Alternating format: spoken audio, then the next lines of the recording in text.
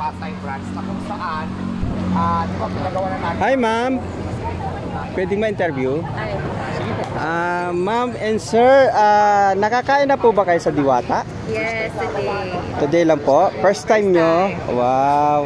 Ma'am, kung i-rate natin o bibigyan natin ng grade yung food ni Diwata 1 to 10, ilang percent po yung ibibigyan? Sa akin, pinakamasarap yung barbecue. Barbecue. Inasal. Oh. 10. Chicken, tsaka yung Chicken, favorite. Paris. 9 sa Paris, 10 sa chicken. Chicken Joy. Ma'am, napuntahan niyo rin po ba yung Diwata Paris Overload ng Quezon City? Hindi pa. Ma'am, i-try nyo at makikita nyo po yung kaibahan ng place. So po, i-try nyo po. Madali lang po siyang i-search, ma'am. Okay, thank you. Thank you po. Yan.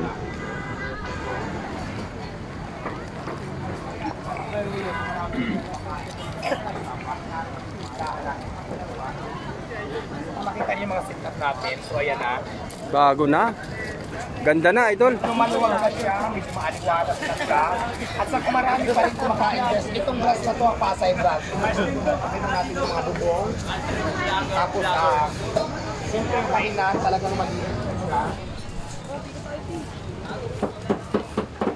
Tapos, marami nang kumakain, diba? So, maluwag. Tapos, very ano na ngayon. Hindi katulad natin na sobrang dami ng tent. Ngayon kasi mayera na siya. Pero para maputang pa rin mga pasunod natin, kasi dito walang bubong, naglagay pa rin tayo ng tent na ilang siraso lang para hindi naman sila mainitan at the same time hindi sila mabasa ang pagkukulan. Pero sa mga gilid mo guys, bubong na siya talaga. So yung makikita yan ba? Ito yung binili ko ngayon para mapuntahan yung mga langaw kasi malakas magbugaw itong tama ko. Sunod mga vlogger. Ayan. Of course, si Boss Sander. Ayan. Talagang walang mga kadaming langaw kasi para lumilipad sila, di ba? So ngayon, dito ang lakas na lang. Bukod sa malamig na, wala pang langaw. Hindi lang yan, meron pang isa. Kasi dalawa yan sila, medyo price nga lang siya. Kasi sunod siguro mga kulang pa kung hindi tayo para makabili ng mga dalawang mga ganyan. So ito yung isa, dito natin lagay. Hello, sa mga viewers natin po.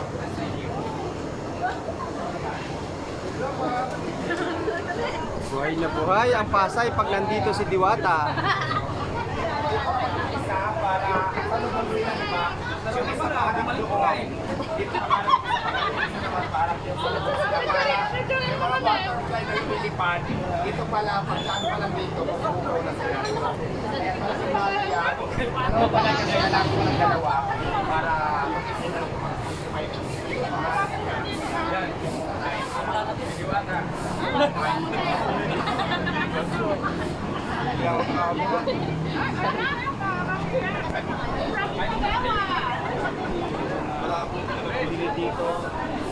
yes!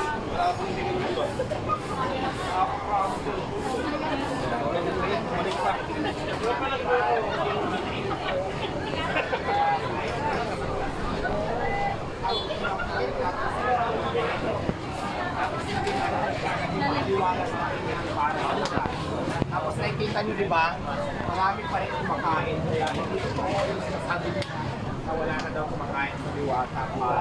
Kaya gusto na din pasalamat kay Lord, diba? Dahil anong matikos nila, wasang alam ko, kaya nakakaalam na wala naman tayong ginagawa masama.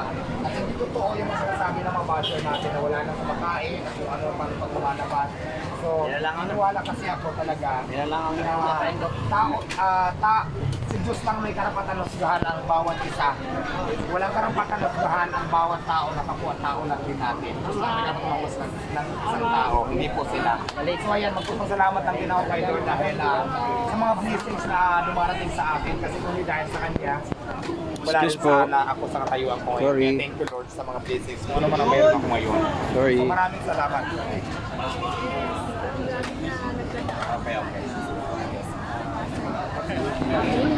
Yes.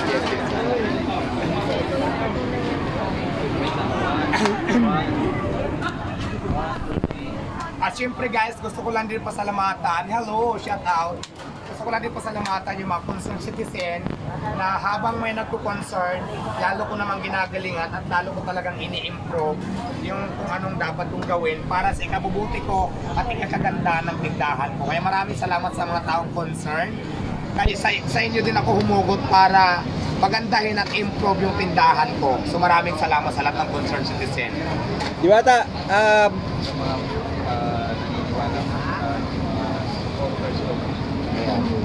At syempre sa mga supporters ko na naniniwala sa akin, maraming salamat. God bless po sa inyong lahat. Maraming salamat at maraming salamat. Diwata, May tanong. Diyan, may tanong. Diwata, bukas ka rin ba sa mga suggestion ng mga customer mo? Yes, alam mo, open ako. Kasi pag alam ko naman talaga na tama sila, ito ang gawin mo para magumanda yung tindahan ko, talagang ginagawa ko naman talaga, ini-improve ko talaga. Pero syempre, bago natin i-improve ang tindahan natin, kailangan talaga, kailangan tayo talaga ng gastusin, di ba? Hindi lang gusto mo i-improve, yun na yun.